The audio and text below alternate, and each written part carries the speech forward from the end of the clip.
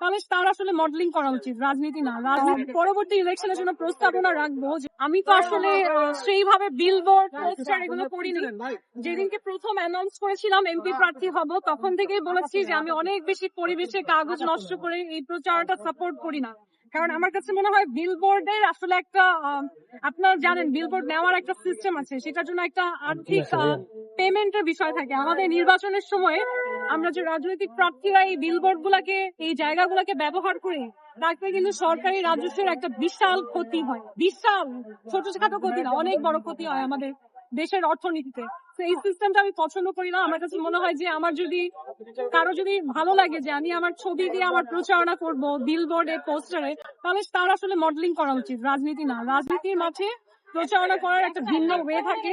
আমি আশা করি যে আল্লাহ যদি আমাকে সুযোগ দেয় এমপি হওয়ার, আমি সেই ক্ষেত্রে আমার পরবর্তী ইলেকশনের জন্য প্রস্তাবনা রাখবো যে সরকারি অর্থায়নে যাতে সুন্দর করে গণসংযোগ এবং মিডিয়ার মাধ্যমে গঠনমূলক আলোচনার মাধ্যমে সব প্রার্থীদের মধ্যে জনগণ বাছাই করতে পারে যে সেরা কে হবে।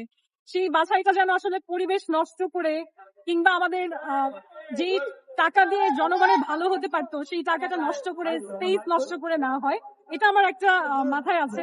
আজকে শেষ দিন, আমি জাস্ট রিক্সা নিয়ে আমার এই পুরো ঢাকা আকর্ষণটা ঘুরে সবাইকে একটু সালাম জানিয়ে আমার নির্বাচন